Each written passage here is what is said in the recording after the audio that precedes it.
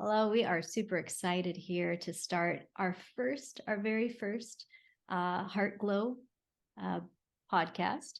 And we have a very special guest here today, but Eloise wanted to also make sure we are both introducing ourselves before we get started, but very excited to share today. Yeah, I'm Eloise, and Christine and I are co-hosting this series, and we hope that you tell your friends about it and that you click like on YouTube if you like it. Absolutely. Well, our first guest today that we are really excited to share is a longtime friend, Hula brother for 20 plus years. And he currently works with the Trevor Project, where he's a training coordinator, and he can talk maybe a little bit more about that. He's a queer, multi-ethnic, cis man with a history in Wicca, Buddhism, Unitarian Universalism, Hinduism, and Hula, and has many years of planning conferences and camps for spiritual, religious, justice-centered communities. So I'm very excited to share this time with our first guest, Jonathan. Welcome, Jonathan, to the show. Hello, thank you for having me. Jonathan, we go way back, don't we? Yeah, I think Christine, we met, I don't know, elementary school for sure. You were in class with my older sister and at Catholic school way back when. Mm-hmm. Yeah, absolutely. It was a time where, lots of learning going on, but lots of time being exposed to certain other cultures, us being multicultural ourselves and multi-ethnic, and finding a place that was very welcoming and opening to what we were involved in very early on in our childhood. So, yeah, love to hear about a little bit of your hula journey. Yeah, for sure. Ooh, I think my headphones just stopped working. It's okay. I'm just gonna talk like this. Sorry. Um, so yeah, Christine and I are hula siblings. We've been dancing for almost 3 decades. Can you believe that? And so I started dancing. Christine was dancing before I started with my sister. And the way that our hula teacher was doing it at the time, you had to be in 6th grade to dance, and you had to like wait, and it was like a very special, like the drama club was doing it, and I was like, but I want to do it too. My sister's doing it. I'm ready. I want to do it. And yeah, and I started our hula teacher's mother, Mumsy, we called her, who was like our grandmother, was like, yeah, you're gonna join the Halal, which is the name of our it's the name of a hula school. And I just started when I was like 12 years old, and I've been doing it since then and just loving it. Where were you living at that time? The two In of you. Culver City. That Where is is Culver City? where in Culver City? So where is Culver City? Oh, it's a small city in Los Angeles, California, like around surrounded by Los Angeles, California. Its biggest claim to fame is like that's where Sony Studios is located. It's like not far from the beach, it's not far from downtown. It's like kind of a centrally located kind of coastal West LA part of LA. So this hula experience, how did that shape you? I mean, how didn't it shape? I mean, we started when we were I was 12. I don't know how old you were, Christine. You were pretty young too. I think around the same age. Mm-hmm. Um, when people think of hula, they think of like grass skirts and this sort of thing. And but when we started, it was a whole lot more than just shake your hips. I mean, there's plenty of shaking your hips going on. That's to be clear. We shake our hips a lot, but our kumu and her mother wanted us to have a full experience of what being a hula dancer meant and what Hawaiian culture means. It was not just let's shake your hips. We learned how to make Hawaiian foods. We had workshops where we actually we had to make kalua pork, which is the the pig that you have to bury in the ground. I'm a vegetarian now, but I know how to make a kalua pork. And lomi salmon. We had to learn how to make laulau. We learned a lot of the different kinds of flowers and plants and what they do and why we use them at certain times. We learned about the spiritual aspects of hula. Our hula teacher is Catholic, but all hula dancers learn a reverence for the old Hawaiian traditions, the old Hawaiian gods. That is all intrinsic to what we do as hula dancers. There's a reason why we shake our hips, and there's a reason why we do this sort of this motion, because this is water, it's waves. It's an island. Hawaii is an island chain, so much of hula, much of the storytelling is about talking about nature. It's about coming into contact with nature, the gods, with the people. Kalakaua, the last king of Hawaii, once said, hula is the language of the heart, and therefore it is the heartbeat of the Hawaiian people. Mhm, mhm. So I'm interested in the fact that neither of you are Hawaiian, right?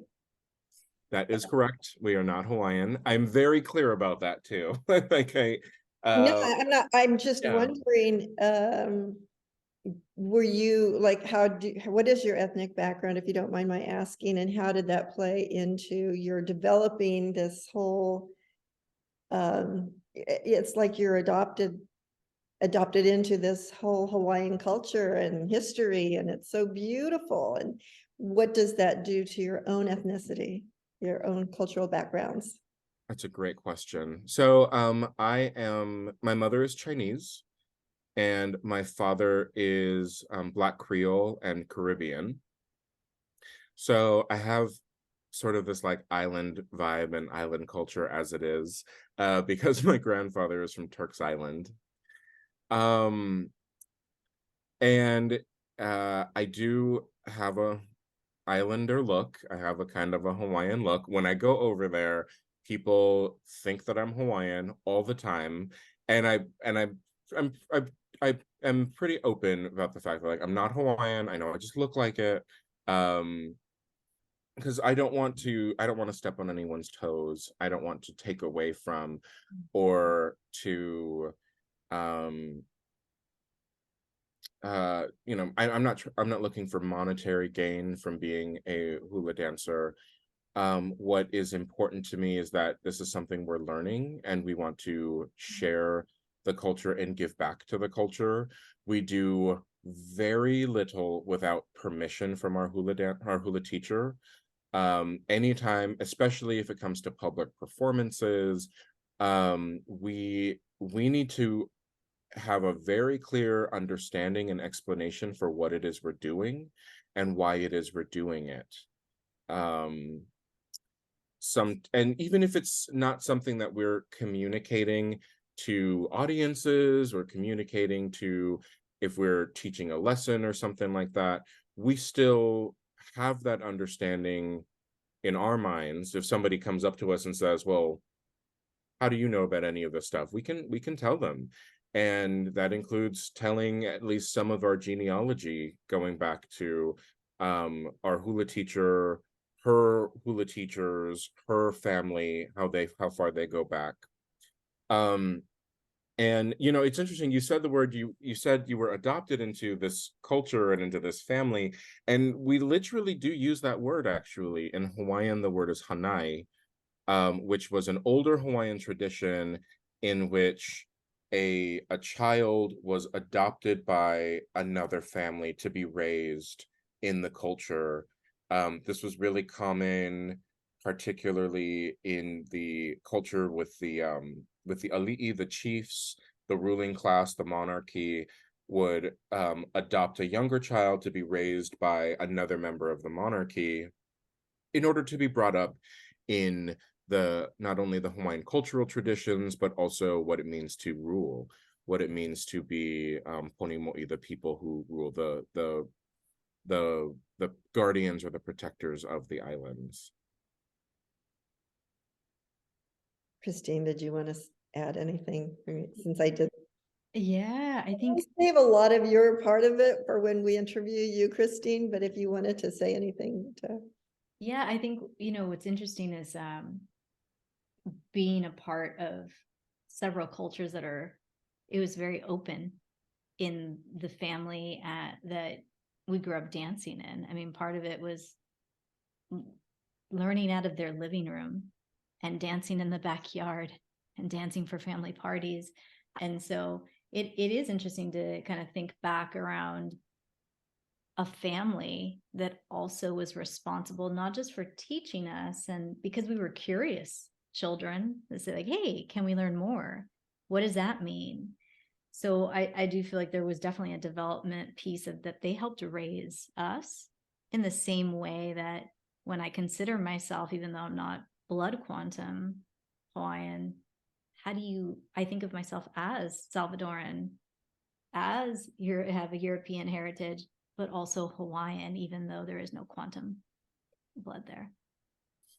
Our halau, the name of our halau is Halau Hula o Imi Ike, which means the hula school for the seekers of knowledge.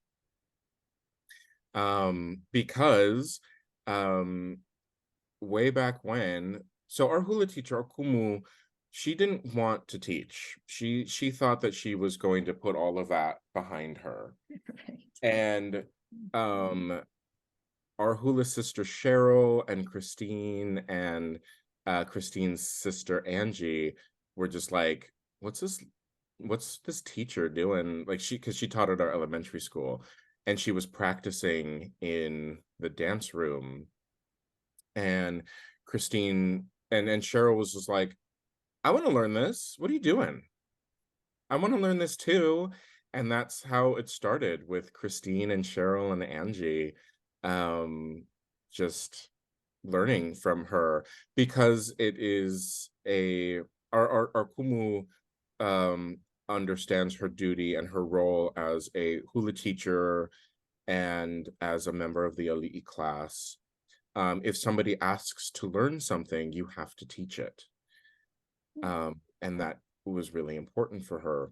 Now, as Christine also mentioned, Hawaiian culture is pretty open. In some indigenous cultures are like, no, we're closed. We're only teaching our knowledge to people within our culture, within our community. And there are probably some Hawaiians, some hula teachers who only want to teach to people within the Hawaiian community, and I don't blame them for that. But there are many hula masters, many hula teachers who are like, you want to learn hula? Come and learn hula. This is how we're perpetuating hula for people to see, for people to understand, is that we want to teach this to a lot of different people.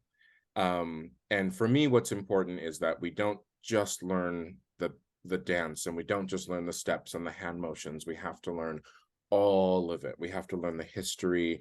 We have to learn the cultural practices, even if we're not doing them ourselves, but that we have an understanding of why we do the things that we do, why the stories that we tell, the songs that we are singing, or the chants that we are chanting, why are we doing these things? And they're all wrapped up in the culture in many different ways. And do you use these practices to this day? In some ways, definitely. Um, You continue to work with your teacher? yes, we are still learning with her. She's a school teacher still, so things have been pretty wild with COVID and things like that. So um, she's had a harder time of really like pinning down time to meet with all of us. Specifically, I have been learning with her a couple of times a month. We'll get together to work on some chant stuff. Oh my Um, God. but yeah, we do still, there are still things that I know Christine and I will think like, oh no, we can't, I don't know, what's a good example, Christine? Like for one thing, like for example, eating, when it comes to food is such a big deal in Hawaiian culture, especially in the family that we grew up in, that we were Hanai into. Um, we don't eat food with people that we don't like, if people that we're mad at, if we haven't like ho'oponopono, if we haven't like made it right, Mhm. we like are not going to eat together, because food is something that you share, particularly around people that you love. So sometimes if we're just like, I'm pretty mad at that person right now, let's I don't want to eat with them. Or if we're like, typically after a class or after practice, we're like, let's go get food. If somebody's like, I don't want to eat today, it's like, something wrong? Is everything okay? Our mumsy, when I was a kid, she she looked at me as a Hawaiian child. Like she treated me like I was Hawaiian. And she was our cafeteria lady. And so she would have like extra food for me just to make sure that I was well fed, which was I didn't need, but she was like, "Oh no, he's Hawaiian. He needs extra food. He needs extra love." How sweet. So tell me about the chants that you are doing. Is that for spiritual reasons or just like songs, or what are they? So in hula, there's a couple of different styles of hula. There's the what we call kahiko, which is the ancient style, and that is where you hear more drums, more that like deep guttural, versus like songs like guitars and ukulele and things like that. More like clearly people are singing. They all tell a story. They all are about the island, the gods, love. There's lots of songs about love and love making. Um, and so in hula, when we are so I am in our halau, I am one of the chanters. What we call, so my rank is male oli, so that is like, which means chant from within, and I'm training at my toward ho'opa'a, which is like um mastery is a strong word, but to have a full understanding of all the many different kinds of chants, and drums, the ancient style instruments. And so some of them are for spiritual reasons, for centering ourselves. Some of them are telling stories. Um, some of them are about the monarchs and the kings and queens.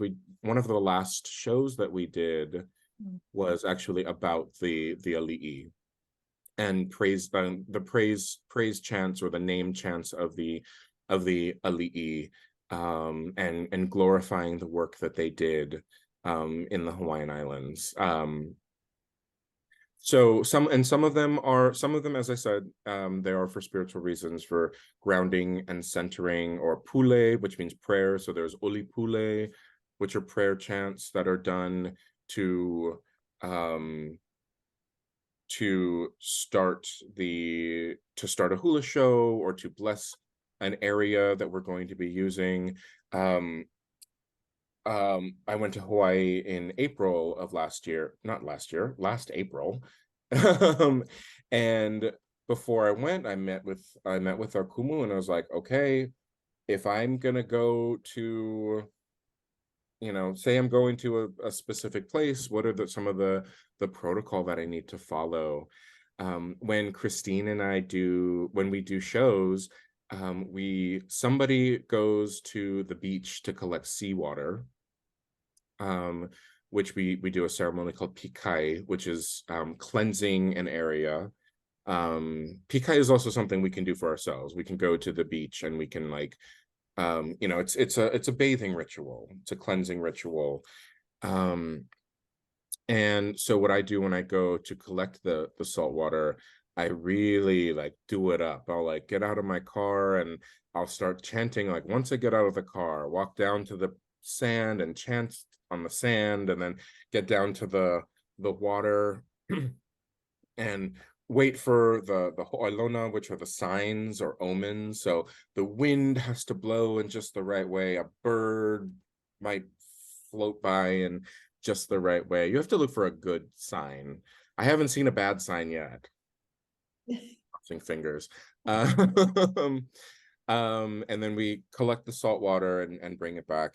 Some of those chants are are traditions that have been passed down, and some of them are chants that we try to kind of improvise and in that moment. Those are a little bit trickier. I'm not gonna lie. My Hawaiian is okay. It's not, my pronunciation is good, my chanting and singing is fine, but sort of trying to improvise a chant in the spot on the spot can be kind of tricky for me. But you're still good. We still get these send these text messages to Jonathan.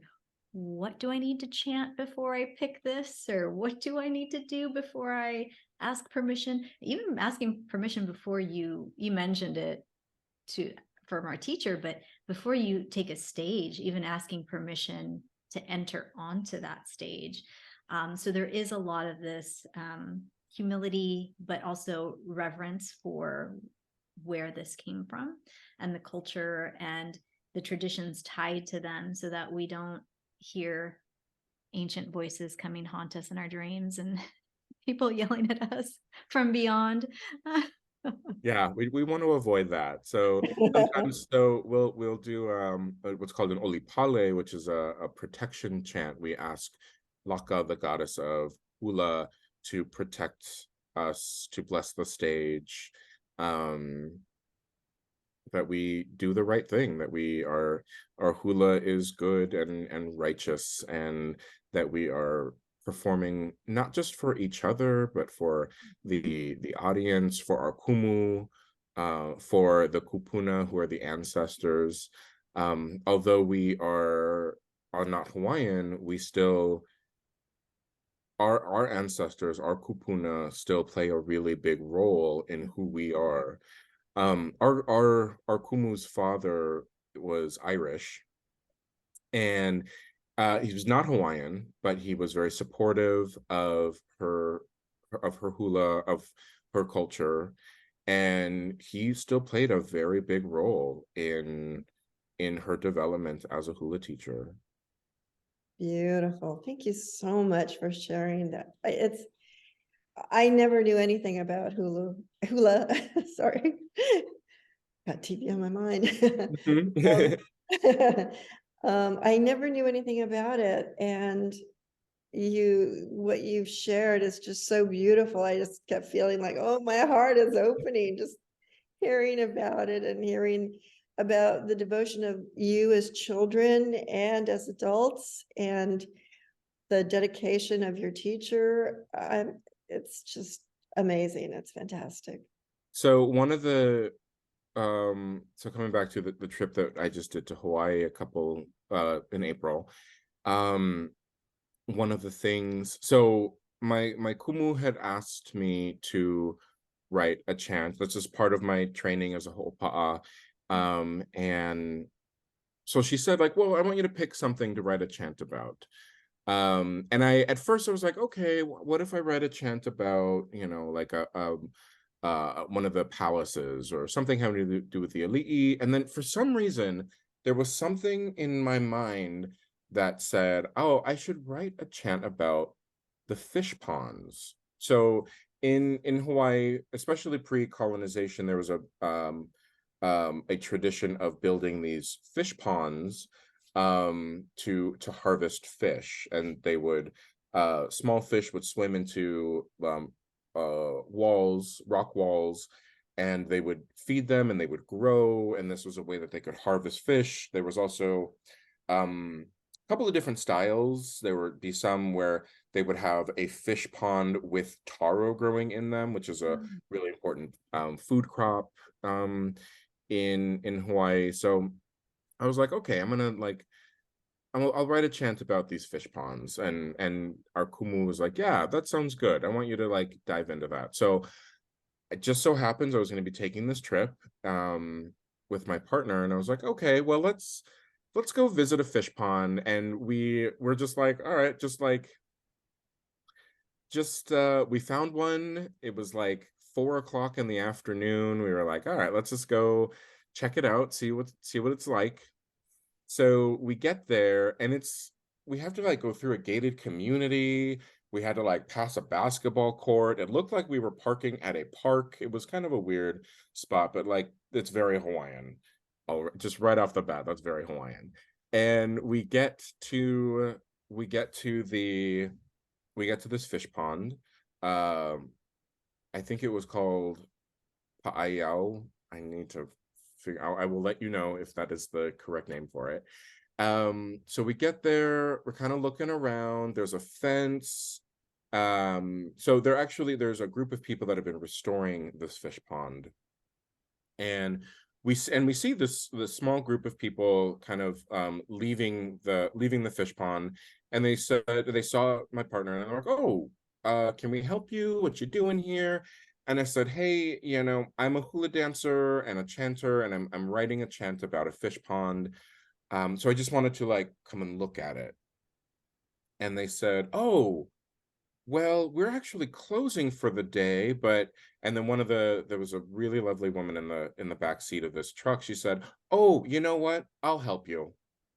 Tell me a little bit about yourself. And so I said, oh, well, said my name. My name is Jonathan. I'm a Olapa Hula training for my ho'opa'a, and my kumu is in LA, and her kumu was, and so did kind of some of these protocol kind of things. And she said, oh, very nice. Okay, let me get out of the car, and I'll help you, and I'll talk to you for a little bit. And what I did not expect was that she was actually going to open up the facility and like actually walk me through and take me around. So, but I'll get to that. So she starts telling me a little bit about the history, the story of the place, and she, before we did that, she said, okay, well, tell me a little bit about yourself. So I did again, like, okay, well, this is my kumu and her family. So I kind of went through her family. She said, okay, but what about your family? And I said, okay, well, I'm not Hawaiian. And she said, well, that's not what I asked you. I'm asking about your family. Tell me your family names. And so then I had to go into my genealogy. She didn't care that I wasn't Hawaiian. She was like, I need to hear that you know your genealogy, that you know how far you've gone back, who you're connected to. And so once I did that, she said, okay, now we can go in. So she opened the gate, and before we walked in, she said, okay, but you need to do your oli to ask permission. And so there I was like, okay, here we go. This is it. This is like everything I've trained for in this moment. So I chanted what's called the Oli Aloha, which is it is a welcoming chant. It's something that we do to open shows or parties even, but it's also a way to ask for permission to enter a forest if you want to go pick flowers or things like that. So I did that Oli, and at the end of it there was a line that we have to say when we come into certain places, just to say, like, for example, Okuola ko inoa wahanai o kauvililani mo'oheau, which means, so it's my name, Kuola. I am adopted or hanai by Kauvililani. That's the name of our kumu. And that is my descent. That is who I'm descended from. And then we had to wait for the Ho'ailona, for the sign to come. So it was a wind that came, and it felt like it just sort of like came by and then just sort of, not like a whirl, not like a tornado or anything, but it felt like it was really like kind of on us. Like it was like this is correct. This is where you're supposed to be right now. And then we entered the area. So we saw the fish ponds, we saw the trees that are growing. She told us a lot about the story of this area. We could smell, there was like the brackish water, so we could smell the sort of combination of the sea salt air, but also this fresh water that was coming in from the rivers. And then we're walking forward, and then we see this kuahu, which is an altar. And she turned to me.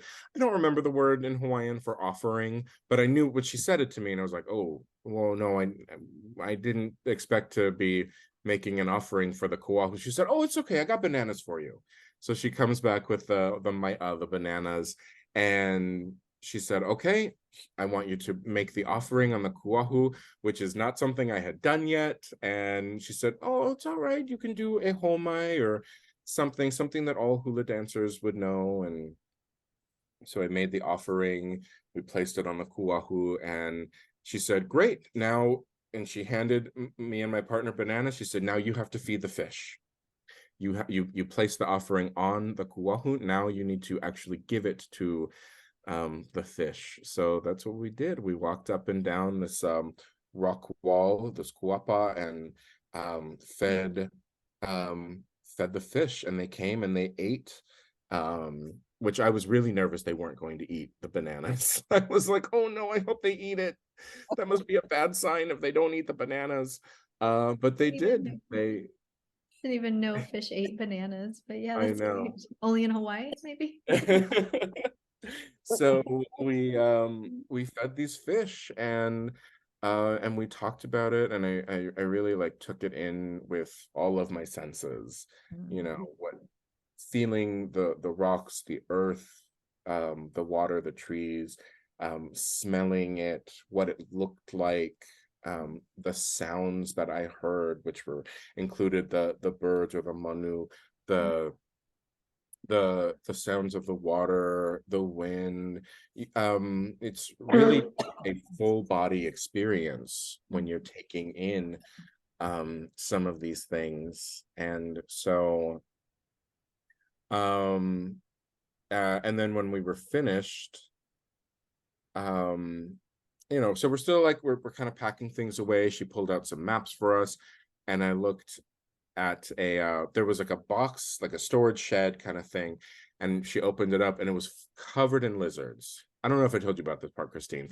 It was like a whole bunch of like mo'o, which is the Hawaiian word for lizard, but it is also it is an aumakua. It's like a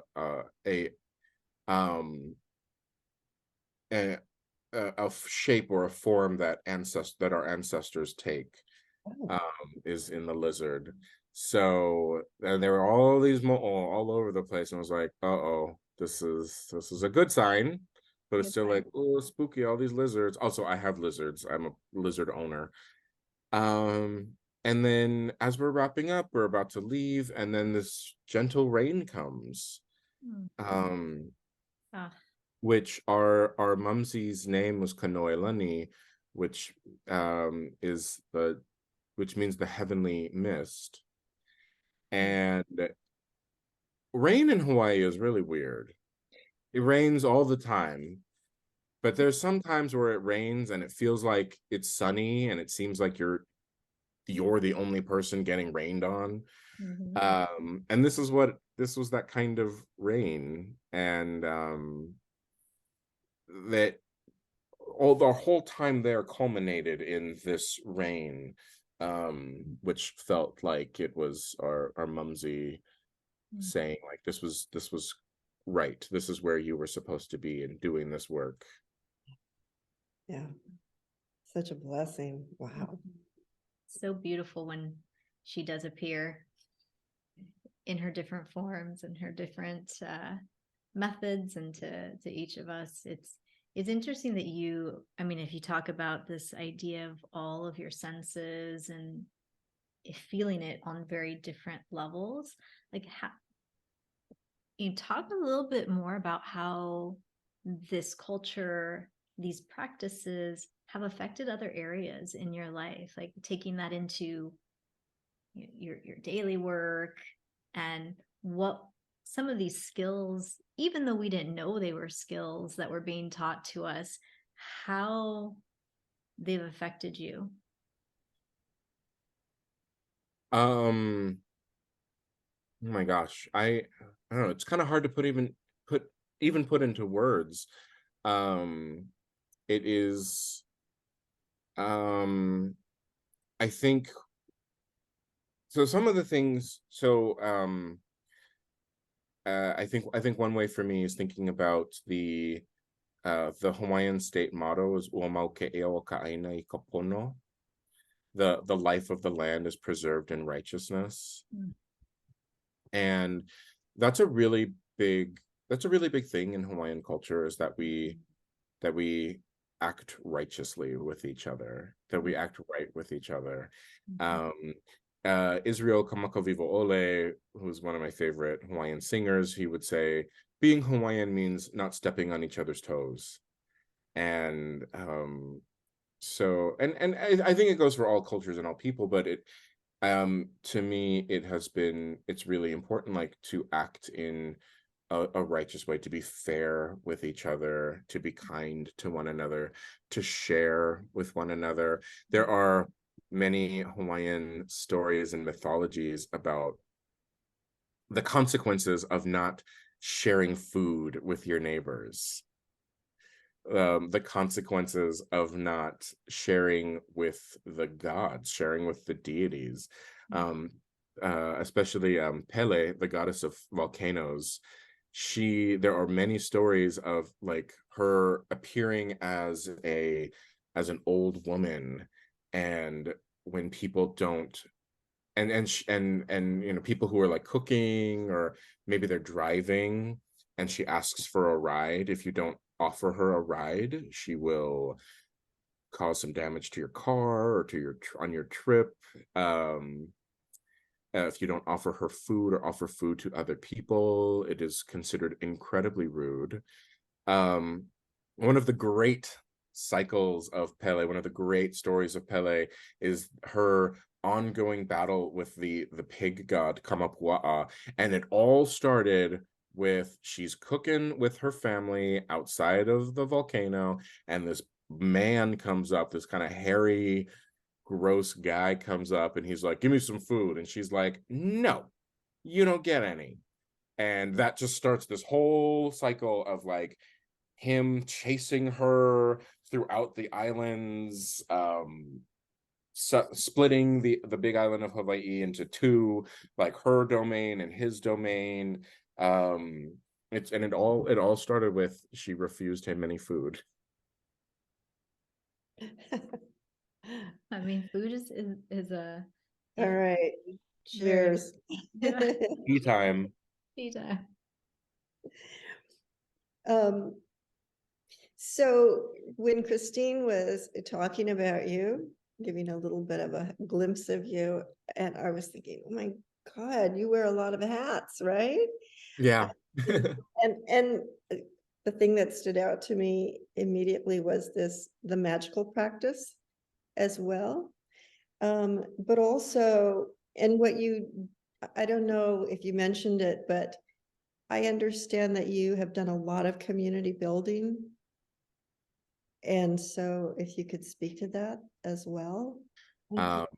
Yeah, so I have I know lots of trans folks, and I am really working at being as strong an ally for the trans and queer community. I am a member of the queer community as well. So I just want to make sure that we are centering our understanding of who we are. And today it's so important that we like there's just an extreme attack on gender around the country. Over 600 pieces of legislation have been introduced around the country to limit people in their understanding of talking about gender and or sexuality in any way. That is a big thing for me. I also work for the Trevor Project, which is an organization that our mission is to end suicide amongst LGBTQ young people. And one of the ways that I know that we can do that is by continuing our conversation all the time, speaking out loud about who we are in terms of our gender and sexuality. Beautiful. Yeah. I'm also a professional talk. I talk all the time. So if I'm over talking, please let me know. No, it's no. great. You know, it's interesting because as the way that I see you and in our halal, in my life, and I know in our Hula brothers and sisters' lives, is that you are the rock, that there is a solid foundation there. So I see that in what you do day to day, in the conversations you have, in the jobs you take, whether you're owning baking, whether you are, you know, teaching about sexuality. It's very clear to me in terms of like your dharma, whatever you do, you are the rock and that solid foundation, especially during the pandemic when there was so much going on and so many people needing. I remember you and I would be on the phone and you would tell me like, I gotta go, I gotta take this call. And it was about you being there. And I think, you know, if we go back to thinking about, you know, those hula ties, whether or not that was something you were raised with, Jonathan, but we were taught to be there for each other, that we were connected no matter what, and that we were connected to each other. So like, what a profound gift and lesson. I feel like that I didn't know it at the time, and I think back and reflect now, but wow, that those were instilled at a very young age. Like, no, you're there for your hula brother, you're there for your hula sister, and you showed up. And so I see that in you as like, we better ask Jonathan, we better confer with Jonathan about this. And you know, it's interesting to see you in this light, because I know it, I see it very clearly with you. But I wonder if you see that in what you do, because I feel like you definitely have a profound impact in people's lives. Thank you. That is so in one of the magical and spiritual communities that I'm involved in is Thelema. That is the spiritual movement that we're called, or that I belong to. So it is a little controversial, and I'll tell you why, and I'll tell you why that doesn't matter to me. So Thelema is it's the spiritual movement that was started by Aleister Crowley. Maybe you've heard of Aleister Crowley, or your listeners have. He was a controversial guy. He was a British man. He was born in the 1880s and he died in 1947. He had a lot of various ideas about magic, about society and culture, and he was really trying to be the sort of out there. He loved controversy. He like garnered controversial opinions and activities, and he was really into that. And I know about it. I recognize it, and it was problematic in many ways. He was kind of racist, and by kind of, he was pretty racist. He was sexist in many ways. And I recognize that, well, he's dead. He's been dead since 1947, and good on it. But the spiritual tradition that he left behind is incredibly important. He had a huge effect on the entirety of the magical movement and pagan movement today. Particularly Wicca. Gerald Gardner was a Thelemite. He studied Thelema. The Wiccan Rede, and in Hermnundu as thou will, comes directly from do what thou wilt should be the whole of the law, which is one of the most holy sayings that we say in Thelema. what my view of thelema and why I do it, so thelema is a Greek word that means will. So you heard me say, do what thou wilt should be the whole of the law. A lot of people take it to be like, do what you want in your life. That's the most important thing. And that's not what it means. Our true will, as we often call it, is I like to think of it as we all have this sun inside of us. We all have this spark of divinity. And the work of thelema is to understand what that spark of divinity is, to understand our, if we're all stars, and because we're all stars, we have a gravity about us. We have a push and a pull about us. We create solar systems with each other, or we create galaxies with each other in this ever expanding universe.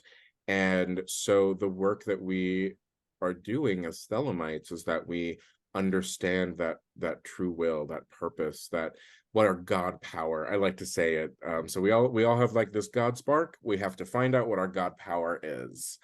And for me, that God power is ministry, or caring for each other, holding space, talking. Like, that is what I don't know for certain, and we don't actually always share what our true will is. Sometimes we do, but that is kind of aligned with what I am meant to be doing on this planet, is to give care to others and to share with others, to make space for others, to teach others. Like, that's what I'm feeling pretty good about in this lifetime. I don't know about the next one or the previous ones. I'm just focusing on right now.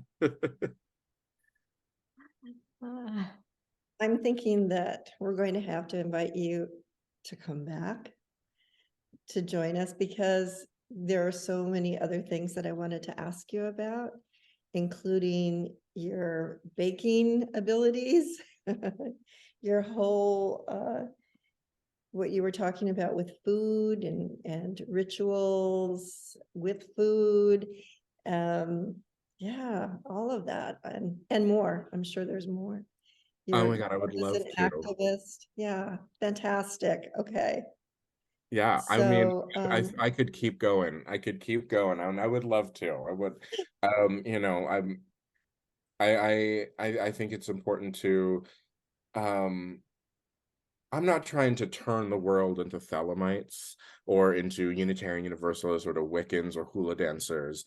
I can only share what I have inside of me, and I hope that by showing the world me doing my true will, or by sharing hula or sharing food or baking for people, that others can and will do the same thing for me, with me, around me, that we are doing our true will whether or not we're called Thelemites.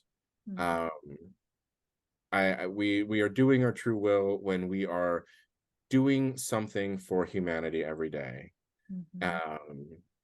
That's I wholeheartedly believe that, because the current of the universal will is love, and if we're all working in love with and for each other, that's most important. And I love talking about that. So please, please have me back. yeah, would you come back next month? Yeah, 100%. Okay, it's a deal. Awesome. Thank you, Jonathan. Thank you. So much, Jonathan. And let's pick it up right from where you're leaving it so that we can continue that conversation. I would love that. Thank you so Great. much for Thank having you. me.